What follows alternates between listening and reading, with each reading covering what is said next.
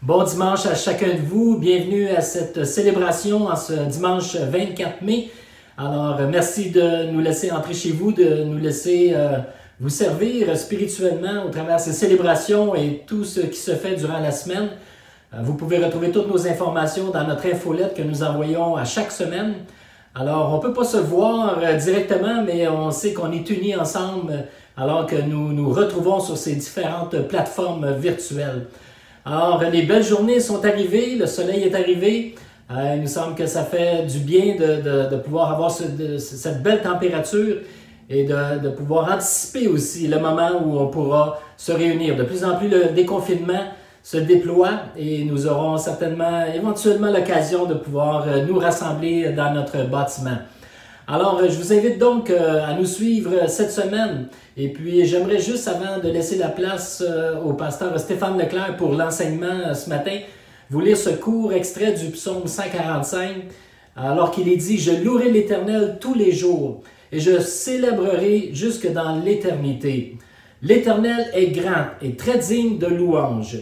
Sa grandeur est insondable. » Et particulièrement les versets 14 et 18, lorsqu'il est dit « L'Éternel est le soutien de tous ceux qui tombent, et il relève tous ceux qui fléchissent. L'Éternel est proche de ceux qui l'appellent, de tous ceux qui sont sincères lorsqu'ils font appel à lui. Je proclamerai ta louange, ô Éternel. » Alors, je vous invite aujourd'hui, en ce dimanche, de simplement vous laisser toucher par la grâce de Dieu au travers l'enseignement. Et aussi, nous aurons l'occasion d'entendre deux chants qui ont été préparés par quelques membres de l'équipe de louange.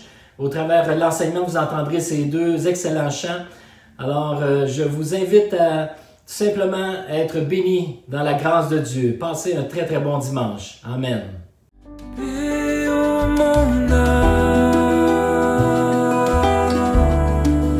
paix au monde, paix au monde.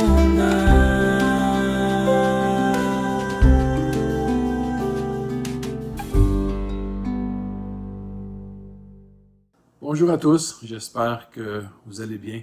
C'est toujours un plaisir pour moi de pouvoir regarder une portion des Écritures avec vous. Fixer nos yeux dans la parole de Dieu et voir ainsi qu'est-ce que Dieu veut nous dire aujourd'hui. Je vous invite de lire aujourd'hui avec moi un texte de l'Évangile de Matthieu, chapitre 4. Un texte qui nous parle de l'action de Jésus au milieu des turbulences et des épreuves que nous rencontrons tous dans la vie. Un récit qui parle de l'importance pour nous de voir Jésus agir dans les moments difficiles et les épreuves que nous vivons tous. Quand le vent, la tempête, l'épreuve arrive dans nos vies pour nous bousculer, Jésus vient toujours vers nous pour nous accompagner, nous rassurer, pour nous prendre par la main. Encore faut-il être capable de le reconnaître, de le voir agir au milieu de tout cela, dans ces moments qui sont difficiles. C'est pas toujours facile de reconnaître Jésus quand rien ne va plus. C'est une grâce de Dieu, encore une fois, de voir Jésus au travers les noirceurs de la vie. Très souvent, dans une période difficile, on cite ce récit où Jésus dort dans la barque au beau milieu de la tempête avec ses disciples. On se souvient de la réaction des disciples qui s'affolent. « Maître, Maître, nous périssons! Aide-nous! » Et Jésus de se lever, calmer la tempête, calmer le vent. Ce texte bien connu qu'on cite souvent nous enseigne que Jésus est le maître de la tempête, de toutes les tempêtes de la vie. J'avais à cœur aujourd'hui de réfléchir avec vous à cet autre texte qui est fascinant, qui se déroule aussi dans une tempête de vent. Ce récit où Jésus marche sur les eaux. Un autre récit qui se déroule en eau trouble, on pourrait dire une mer, un très très grand lac déchaîné avec de forts vents. Et certainement qu'en cette période de pandémie, nous nous retrouvons au beau milieu d'une mer troublée, agitée, face à une forme d'instabilité qu'on n'aime pas. Depuis que je suis tout jeune, ce texte fait partie de mon imaginaire. Je m'imagine Jésus marcher sur les eaux. qui vient vers les disciples. Hein, les disciples qui n'en reviennent juste pas. Qui d'autre que le Fils de Dieu pour faire un tel exploit, marcher sur les eaux, hein, ce n'est pas rien. Mais comme nous allons le voir dans le récit, Jésus ne marche pas sur les eaux pour impressionner personne. Jésus ne marche pas sur les eaux pour faire un miracle de plus. Jésus marche sur les eaux pour venir rencontrer ses disciples en difficulté. Venir nous rencontrer, venir nous rassurer, venir agir en notre faveur, venir nous rejoindre aujourd'hui, aujourd'hui même, là où nous sommes dans les turbulences de la vie. Au travers de cette parole, Jésus veut venir vers toi aujourd'hui. Jésus veut venir vers moi aujourd'hui, au cœur de ce que l'on vit, là où nous sommes, et peut-être au cœur de ta tempête. Ouvre ton cœur à la parole de Dieu aujourd'hui. Ouvrons nos cœurs à la parole de Dieu. Et nous allons lire ensemble Matthieu, chapitre 14, les versets 22 à 32. Titre de la réflexion ce matin, Jésus vient vers moi là où je suis aujourd'hui. Jésus vient vers moi là où je suis aujourd'hui. Lisons le texte ensemble. Aussitôt après, Jésus obligea les disciples à monter dans la barque et à le précéder, sur l'autre rive pendant qu'il renverrait la foule. Quand il l'eut renvoyé, il monta sur la montagne pour prier à l'écart et le soir venu, il était là seul. La barque se trouvait déjà au milieu du lac, de la mer, battue par les vagues, car le vent était contraire. À la fin de la nuit, Jésus alla vers eux en marchant sur le lac. Quand les disciples le virent marcher sur le lac, ils furent affolés et dirent « C'est un fantôme !» Et dans leur frayeur, ils poussèrent des cris. Jésus leur dit aussitôt « Rassurez-vous, c'est moi, n'ayez pas peur. Rassurez-vous, c'est moi, n'ayez pas peur. » Pierre lui répondit « Seigneur, si c'est toi, si c'est vraiment toi, ordonne-moi d'aller vers toi sur l'eau. » Puis Jésus lui dit, « Viens, viens. » Pierre sortit de la barque et marcha sur l'eau pour aller vers Jésus. Puis, voyant que le vent était fort, il eut peur. Et comme il commençait à s'enfoncer, il s'écria, « Seigneur, sauve-moi! » Aussitôt, Jésus tendit la main, l'empoigna et lui dit, « Homme de peu de foi, pourquoi as-tu douté? » Ils montèrent dans la barque et le vent tomba. Ceux qui étaient dans la barque virent se prosterner devant Jésus en disant, « Tu es vraiment le Fils de Dieu. » Prions Dieu. Seigneur notre Dieu, nous voulons te remettre cette parole. Seigneur, anime cette parole. Anime-moi de ton esprit, anime cette parole de ton esprit, rends cette parole vivante pour chacun de nos cœurs, Seigneur. Visite-nous ce matin, donne-nous une bonne parole dans ce que nous vivons aujourd'hui. Peut-être dans l'épreuve, peut-être dans d'autres types de difficultés, mais Seigneur, viens vers nous là où nous sommes aujourd'hui. Et je prie dans le nom de Jésus. Amen. Amen. Il y a plusieurs années de cela, je décide d'aller à la pêche avec mon garçon Samuel. Un bon moment seul avec mon gars à la pêche pour se parler entre hommes dans la chaloupe. Hein, vous savez, là, un bon moment. J'appréhendais vraiment ce moment avec beaucoup de joie. Mais j'ai vite réalisé, rendu dans la chaloupe seulement, pas avant, que j'avais pas choisi la bonne journée pour le faire. Ce n'était pas une bonne journée pour la pêche, je vous le dis. C'était vraiment pas une bonne journée pour la pêche. On n'avait pas mis nos lignes à l'eau qui a commencé à neiger sur le lac. Pas des petits flocons, des gros flocons, de la grosse neige, comme en hiver. C'était beau à voir, franchement, mais on gelait carrément sur le lac. Ça n'avait comme pas de sens. C'était devenu une pêche de printemps en plein hiver. Tout à coup, après la neige, le vent commence à se lever petit à petit. Ça mordait pas. Ça mordait pas du tout. Ça mordait surtout pas où on était.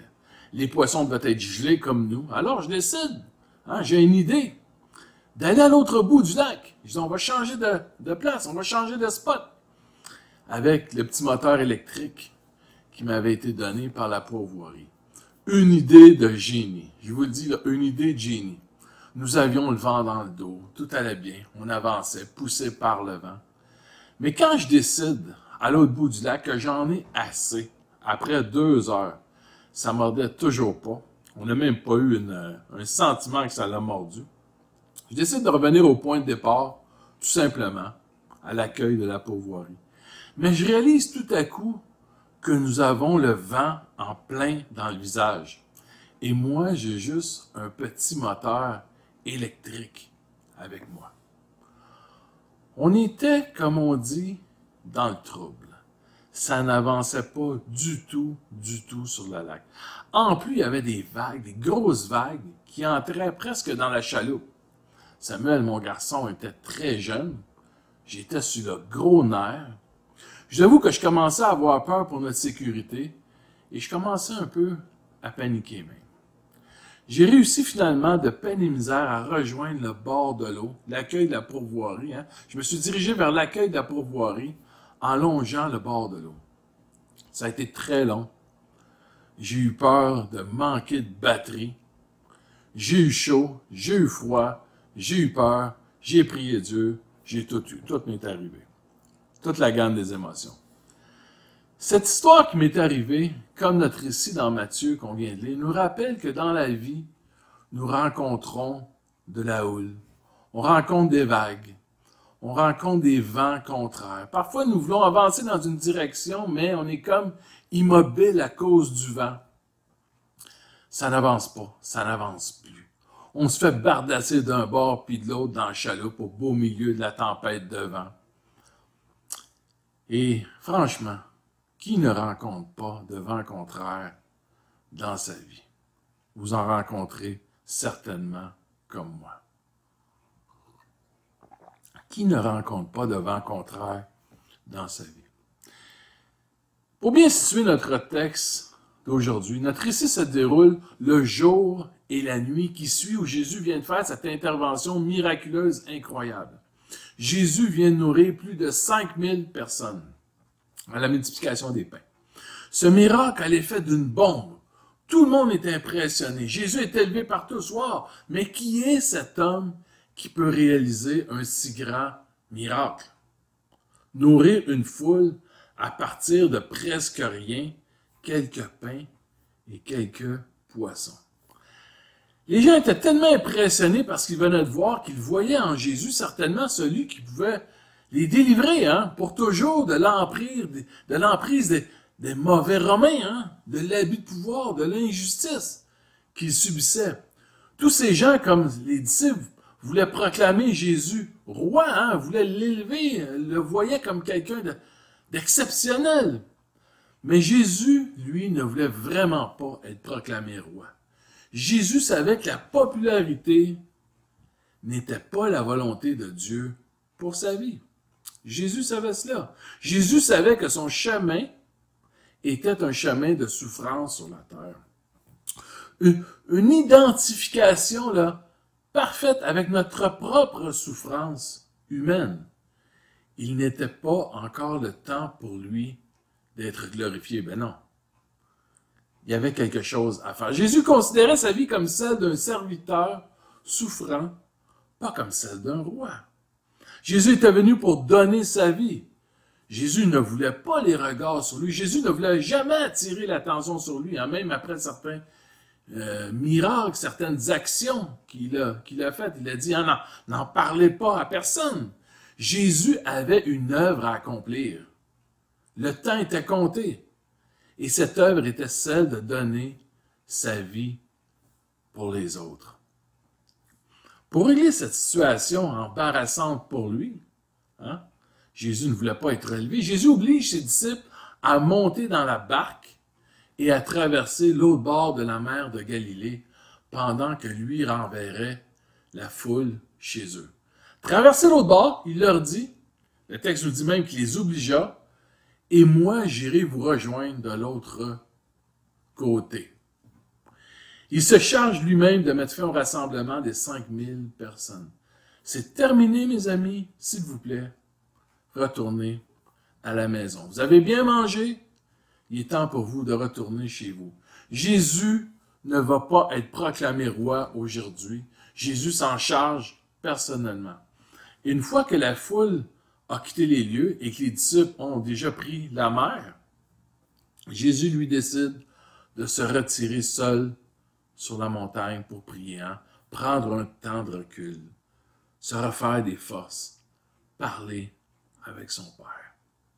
Jésus avait vraiment cette bonne attitude de se retirer seul pour refaire le plein et se recentrer sur sa mission. Cette mission qu'il devait accomplir pour nous donner la vie. Mais pendant que Jésus priait sur la montagne, pendant la nuit, un grand vent se lève sur toute la région et sur la mer, nous dit le texte. Jésus, dans la prière, est bien conscient de cela. Jésus réalise ce qui se passe. Jésus devait se dire, je viens demander aux disciples de prendre la mer. Oups! Jésus comprend que ce ne sera pas facile pour eux. Il devra peut-être intervenir. Une tempête de vent se lève au beau milieu de la mer.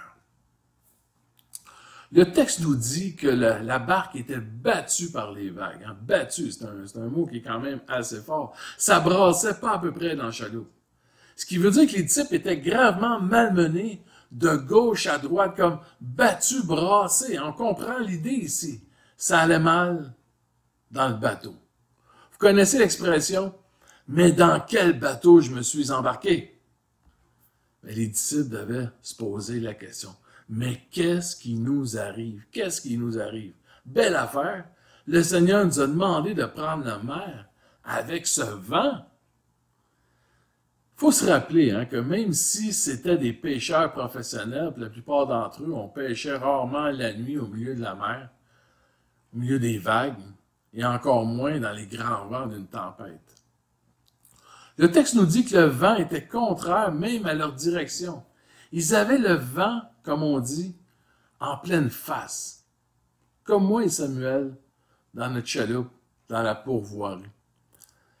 Les disciples devaient en ramer toute une shot pour avancer pour pas grand-chose. Le vent les poussait dans le sens inverse de leur direction. Ça n'avançait pas. Il était comme jammé. La barque était comme immobilisée au milieu de la mer à se faire bardasser d'un bord et de l'autre.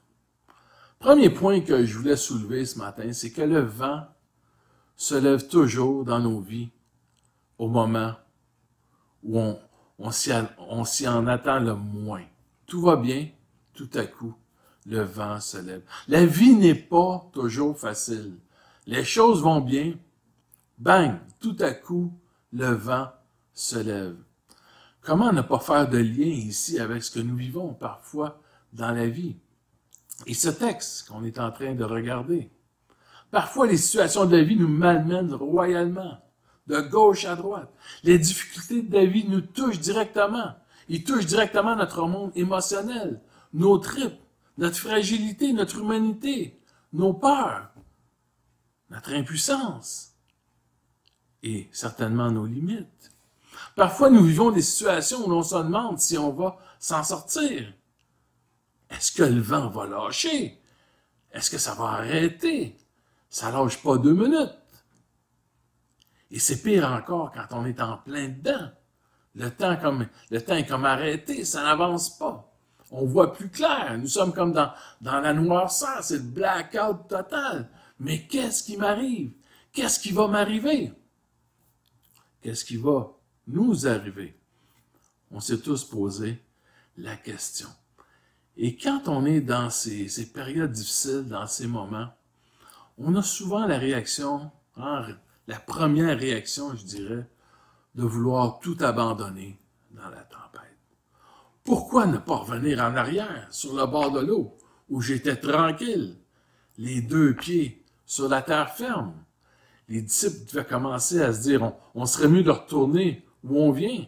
Ça n'a pas de bon sens de traverser. Jésus a fait une erreur de nous demander de prendre la mer. Ça se peut pas. Ça se peut pas. On est comme pris dans le tourbillon au milieu de la mer. Ce type de pensée, de réaction peut nous rassurer à court terme, vouloir tout abandonner. Mais est-ce que cette réaction toute humaine d'abandonner dans les difficultés nous libère une fois pour toutes de qui nous sommes, de notre fragilité, de nos angoisses, de nos peurs, de nous-mêmes? Est-ce que ce type de réaction nous libère de cela? Je crois pas. Certainement pas. On ne peut pas toujours abandonner. Mais qui d'entre nous n'avons pas pensé tout abandonner un jour dans la tourmente, dans l'épreuve? C'est une réaction bien humaine. Et je fais un lien avec ce que peuvent vivre certains d'entre nous dans cette situation de la pandémie, la COVID-19, tous ces entrepreneurs qui sont sous pression, ces restaurateurs, les restaurants sont fermés. Perte de travail, perte de salaire, isolement, anxiété. Quelqu'un me partageait dernièrement par rapport à son entreprise. Est-ce que ça vaut la peine pour moi de continuer? Est-ce que ça vaut la peine pour moi de continuer? Je pense que je vais fermer mes portes. Je vais tout abandonner. Pour plusieurs d'entre nous, on retournerait peut-être au 13 mars avant que tout cela débute, au lieu de traverser cette pandémie et se diriger par la mer houleuse vers l'autre rive. Ce qui est fascinant dans ce récit, c'est que c'est Jésus qui demande de quitter le rivage paisible, qui peut représenter notre stabilité, nos certitudes. Et c'est Jésus qui nous demande de répondre à sa parole pour traverser l'autre bord et laisser notre rivage paisible. Oui, la vie est difficile, mais oui, je crois qu'il faut aller de l'avant. Avons-nous un autre choix? Pas toujours. Et certainement que Jésus nous demande de persévérer, de continuer, d'aller de l'avant. Notre récit se poursuit. Il est à peu près 4 heures du matin. C'est la fin de la nuit. Le soleil commence à peine à se lever. Il fait encore noir. Il fait juste un petit peu clair. C'est la pénombre, comme on dit. Mais le vent se déchaîne toujours de plus en plus. Ça brasse toujours dans le chaloupe. Ça lâche pas 2 minutes. Plus ça va, plus les disciples sont au bout de leur rouleau. Les disciples sont à bout de nerfs. Comme on dit en bon québécois, ça va mal à la chope. L'embarcation risque de toujours se renverser. Il est dit au verset 25 qu'à la fin de la nuit, dans ce moment que je viens de décrire, Jésus alla vers eux en marchant sur le lac.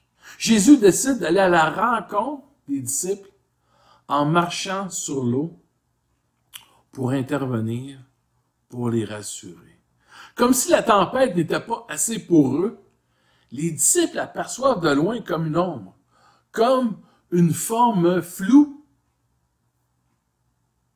quelque chose de bizarre, s'approcher d'eux sur l'eau.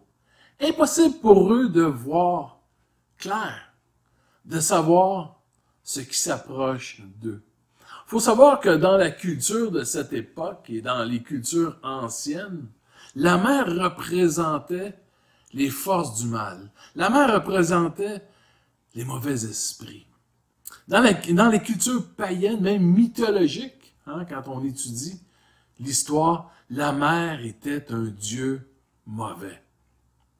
Ce mal, cette force, la mer, qui pouvait nous engloutir pour toujours, nous faire mourir.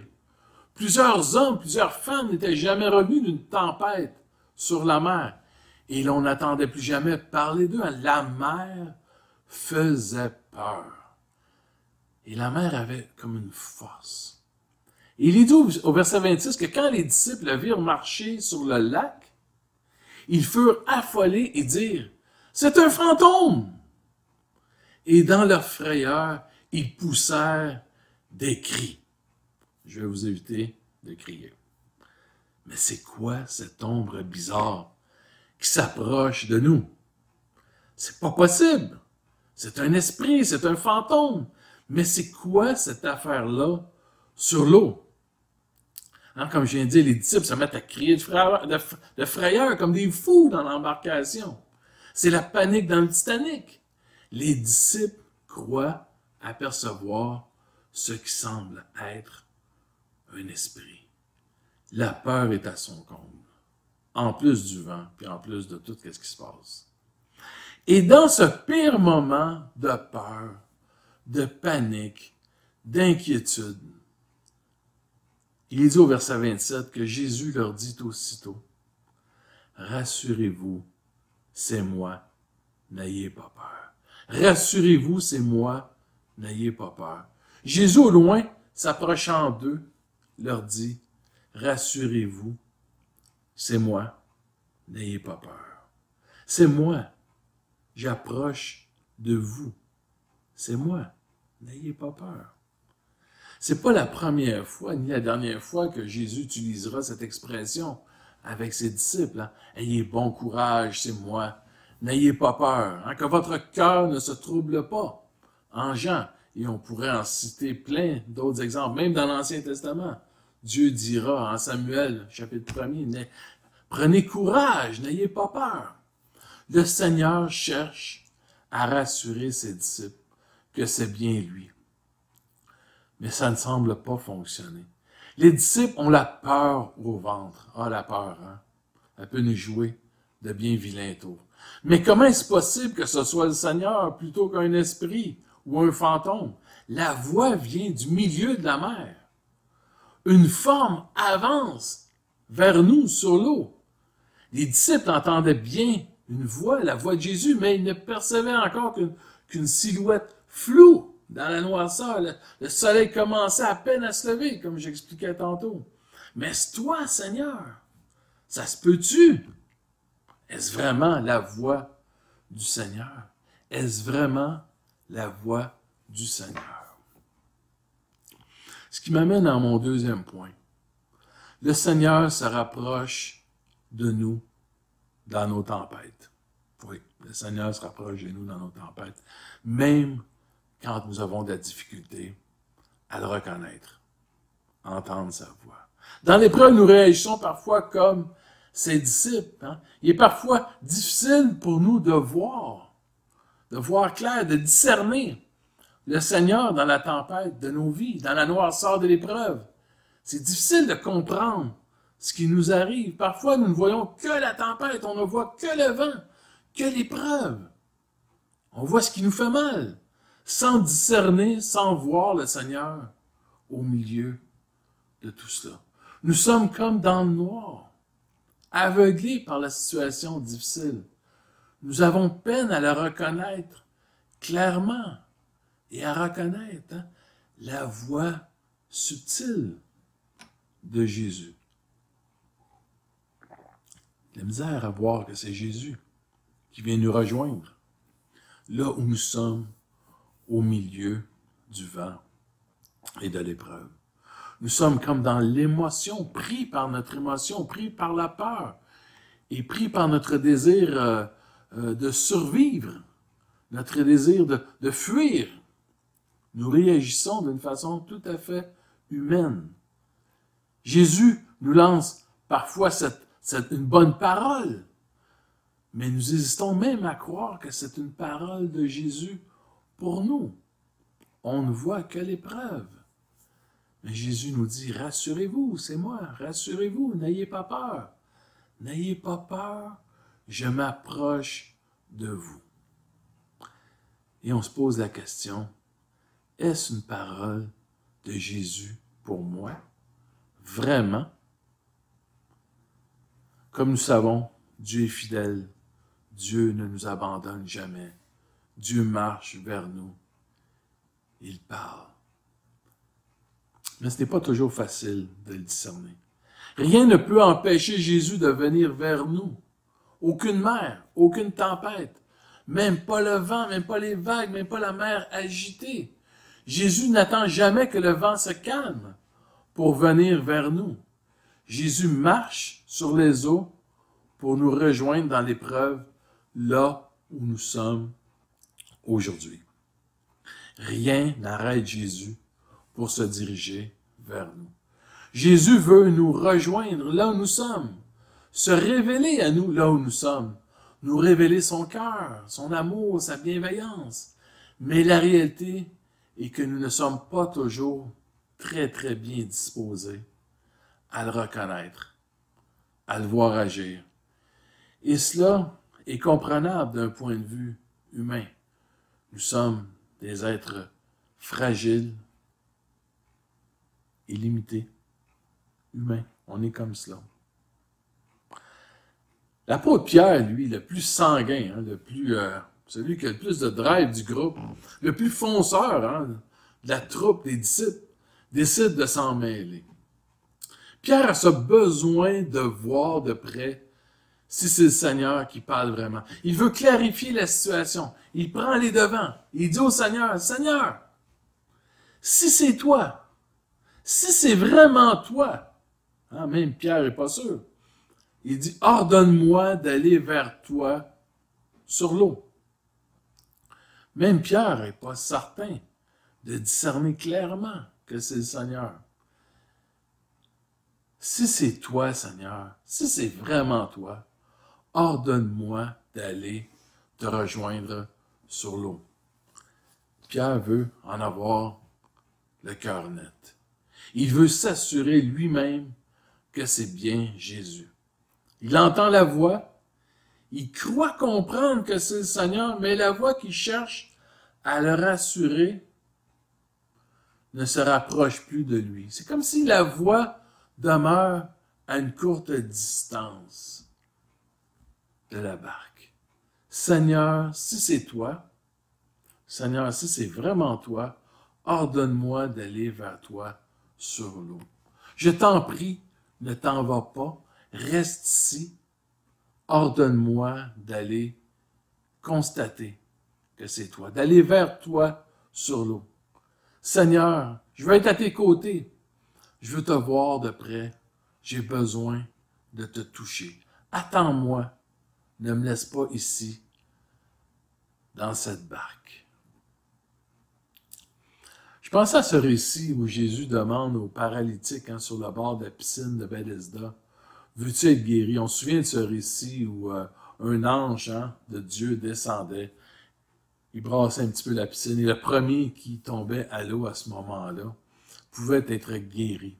Et le paralysé de dire, « Oui, mais moi, quand ces choses-là arrivent, il n'y a personne qui s'occupe de moi, il n'y a personne qui me met à l'eau. » Et Jésus lui dit, « Veux-tu vraiment être guéri? Veux-tu vraiment être guéri? » Ou tu viens de me donner une bonne excuse là pour ne pas l'être. Je crois que les disciples sont un peu comme se paralyser dans leur barque. Certainement qu'ils étaient paralysés. Ils perçoivent la voix du Maître, mais comment réagissent-ils? Veulent-ils vraiment être sauvés? Ou veulent-ils rester accrochés sur le bord de la barque et juste attendre que ça se termine? Je crois que Jésus vient toujours vers nous pour nous sauver. C'est dans sa nature, nous délivrer, nous libérer dans le vent de la tempête. C'est une grande vérité. Jésus vient toujours vers nous. Mais Jésus veut aussi, dans ces moments, voir notre réaction. Voir si nous reconnaissons que nous avons vraiment besoin de lui. Valider, si nous avons besoin de son secours. Dieu, dans son amour, ne s'impose jamais à nous. Amen. Dieu, dans son amour, ne s'impose jamais à nous pour tout régler instantanément. Clic! Même s'il serait capable, certainement, de le faire. Dieu nous laisse libres d'aller vers lui, de marcher vers lui sur l'eau, de nous laisser sauver par lui, de répondre à la voix de sa parole. C'est une question d'attitude. Dieu a choisi de nous sauver par sa grâce, oui, par son amour, par sa faveur, mais par le moyen de la foi. Jésus veut voir notre foi en action, même dans l'épreuve. Et le Seigneur de répondre simplement à cette demande de Pierre en disant, Jésus lui dit, viens, viens, viens Pierre, viens vers moi, montre-moi ta foi, montre-moi ta confiance en moi. Je te lance une bouée de sauvetage, sauras-tu l'attraper et venir faire quelques pas vers moi. Approche-toi de moi, n'aie pas peur. Crois en moi. Je suis venu pour toi, jusqu'à toi, sur l'eau, dans cette tempête. Maintenant, approche-toi de moi par la foi. Approche-toi de moi par ta foi. C'est l'appel que Jésus nous lance dans les tempêtes de nos vies, et certainement en cette période plus difficile de pandémie. Viens, viens vers moi. Je m'approche de toi, mais toi aussi viens vers moi. Jésus se rapproche tout près de nous. Il nous rassure par sa parole. N'ayez pas peur. Il fait un bout de chemin vers nous, mais il veut voir si nous sommes aussi prêts à faire un bout de chemin, un pas de foi pour aller vers lui dans les eaux troubles, les eaux encore troubles de nos vies. Et que Pierre fait en attendant cet appel, cette invitation de son Seigneur, cette invitation qui dit, viens, viens vers moi. Le texte nous dit que Pierre sortit de la barque, et il marcha sur l'eau pour aller vers Jésus. Pierre sortit de la barque et marcha sur l'eau pour aller vers Jésus. Pierre répond avec foi à la parole de Jésus. Viens, viens vers moi. Pierre, par la foi, s'approche de son Seigneur. Troisième point que je voulais peut-être relever, c'est que la seule réponse possible dans l'épreuve, alors qu'on a parfois l'impression que rien ne va plus, bien c'est la foi dans la parole de Jésus. Pierre est un exemple de foi et d'obéissance dans la parole de Jésus. Pierre a su aller au-delà des grands vents sur la mer pour marcher vers Jésus. Pierre a su discerner, entendre la parole de Jésus dans cette épreuve. Pierre a su se mettre dans l'action, faire quelques pas et mettre sa foi en marche vers l'auteur de la foi et celui qui l'amène à la perfection, le Christ. Quand nous croyons que plus rien n'est possible pour nous, que nous faisons du surplace dans nos vies, que nous avons peur, quand nous ne voyons que notre épreuve, on ne voit plus rien d'autre, quand nous ne voyons plus que le vent et la tempête, quand nous sommes comme paralysés dans notre bateau, dans notre barque, nous devons nous mettre à l'écoute de la voix de Jésus et par la foi aller vers lui. C'est par la foi, tout simplement. Mais la réalité est que nous sommes tout humains, comme Pierre. Le verset 29 nous dit que Pierre sortit de la barque et marcha sur l'eau pour aller vers Jésus. Mais voyant que le vent était fort, il eut peur. Et comme il commençait à s'enfoncer, Jésus s'écria, « Seigneur, sauve-moi! » Aussitôt Jésus tendit la main, l'empoigna et lui dit, « Homme de peu de foi, pourquoi as-tu douté? » La seule réponse possible, selon cet enseignement à la voix de Jésus, c'est la foi. Mais ce récit nous rappelle que la foi et la peur sont une très mauvaise combinaison. Ce pas des bons amis. Pierre a marché sur l'eau pour aller retrouver son maître, Jésus. Tout allait bien jusqu'au moment où il a quitté Jésus des yeux et il a fixé à nouveau ses yeux sur le vent, sur son épreuve, sur sa peur. Le texte nous dit que Pierre eut peur, comme nous aussi bien souvent, nous avons peur. Et dans la peur, il a commencé à s'enfoncer.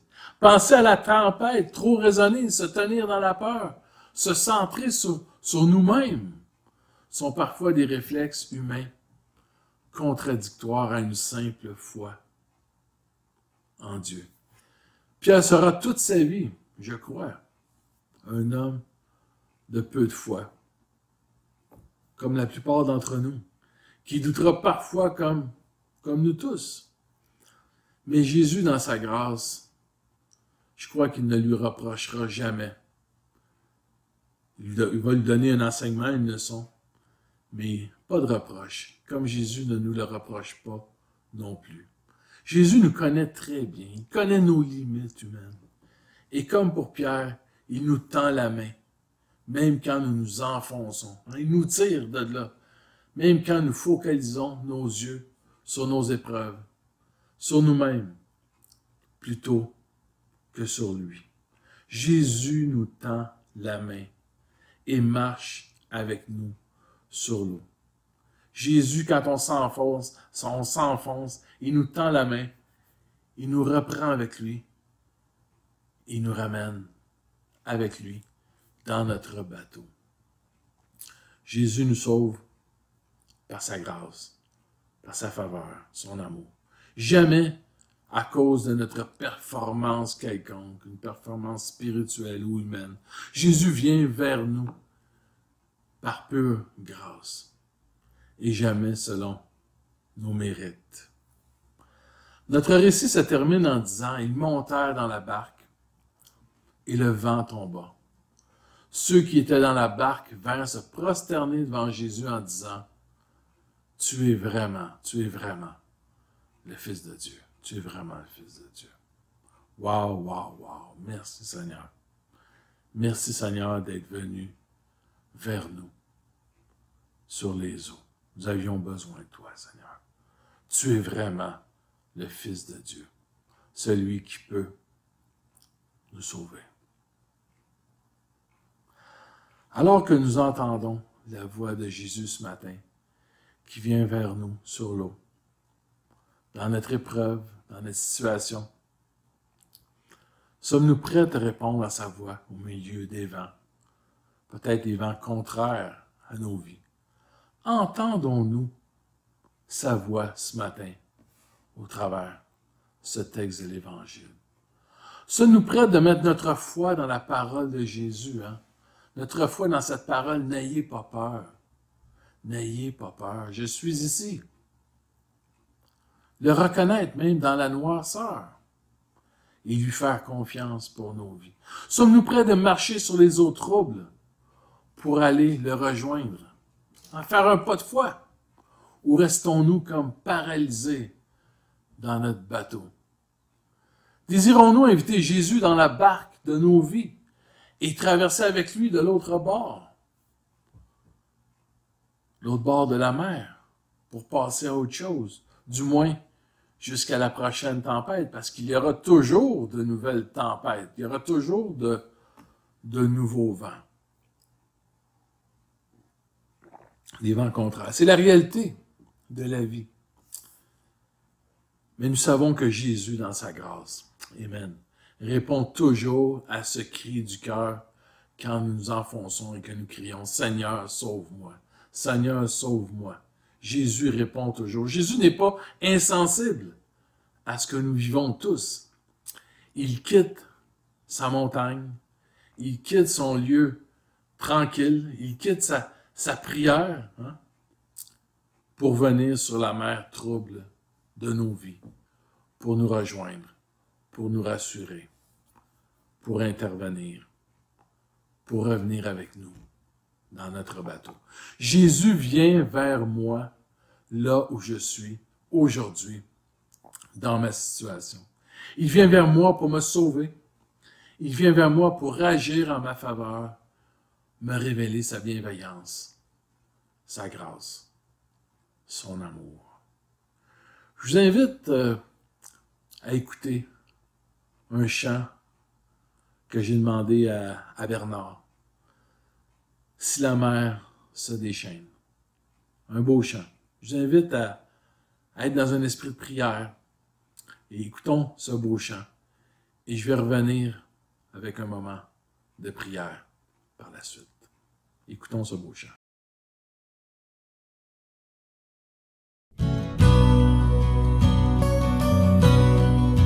Si la mer se déchaîne, si le vent souffle fort, si la barque t'entraîne, n'aie pas peur de la mort.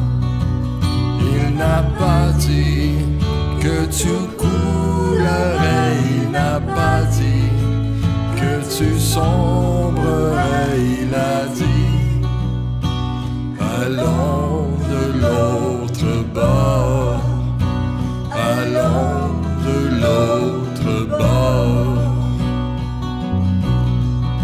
Si ton cœur est en peine, si ton corps est souffrant, crois en Jésus, il t'aime, il est le Tout-Puissant.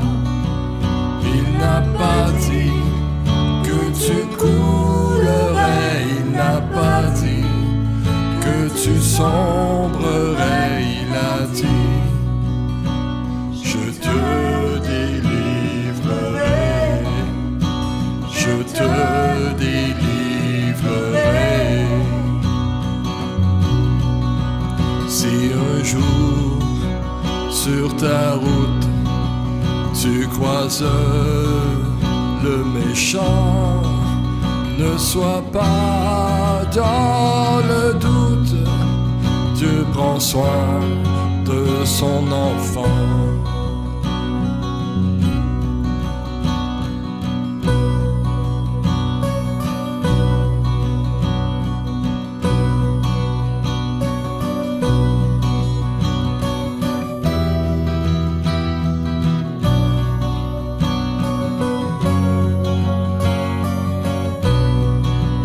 Il n'a pas dit que tu coulerais, il n'a pas dit que tu sombrerais, il a dit je te protégerai, je te protégerai, je te protégerai.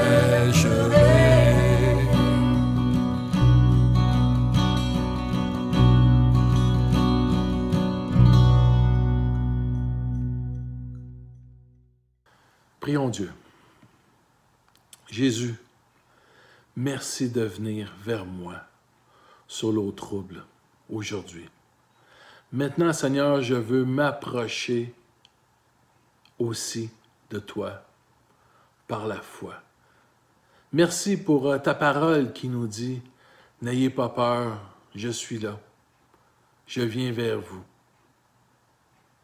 Seigneur, aide-nous à fixer les yeux vers toi.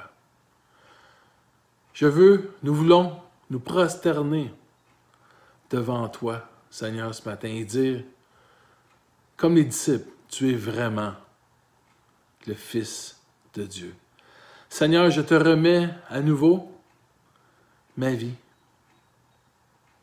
Je te confie les tempêtes de ma vie, ce que je vis en ce moment. Tu es le maître, Seigneur, de toutes les tempêtes. Seigneur, sauve-nous. Seigneur, sauve-moi. Sauve-moi de ce que je vis présentement, peut-être. Sauve-moi peut-être de moi-même. Sauve-moi peut-être de certaines tentations, de certaines difficultés, de certaines pensées, de certaines tendances que j'ai parfois à faire mes choses par moi-même, Seigneur, à ne pas me fier à toi, à ta parole. Seigneur, je sais que, comme Pierre, tu ne nous reproches pas, Seigneur, de parfois te quitter des yeux, mais tu reviens, tu nous tends la main quand nous nous enfonçons, Seigneur, et tu nous ramènes à toi, Seigneur, et tu viens avec nous dans la barque, dans le bateau de nos vies. Merci Seigneur pour tout ce que tu fais dans nos vies, pour cette parole qui nous parle ce matin. Et nous te remercions Jésus. Nous prions dans ton nom Seigneur. Amen. Amen. Je vous laisse maintenant avec un deuxième chant préparé par l'équipe, un chant qui sera certainement nous inspirer. Et que le Seigneur soit avec vous, que Dieu vous garde, que le Seigneur vous garde près de lui et que cette parole nous inspire, nous porte tout au cours de cette semaine qui vient. Que le Seigneur soit avec vous. Bonne semaine. Amen.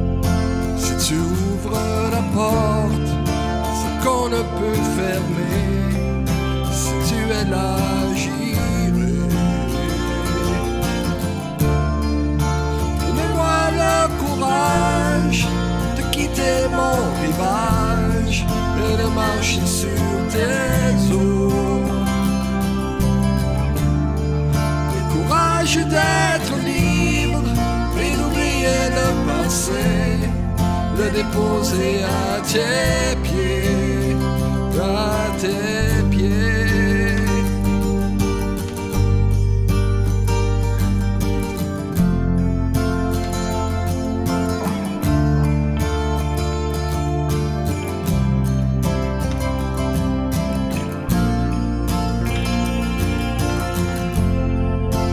Montre-moi la voie, dis-moi où aller.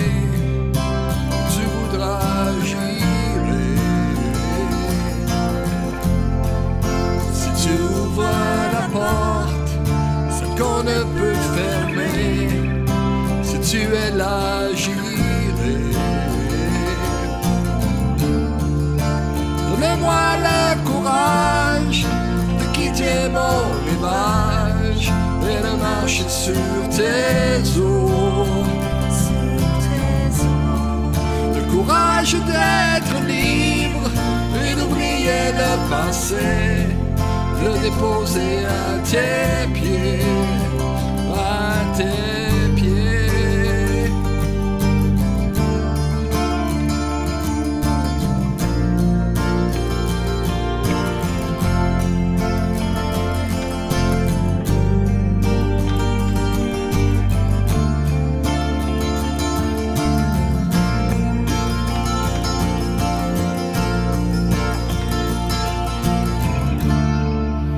Donne-moi le courage de quitter mon rivage et de marcher sur tes eaux.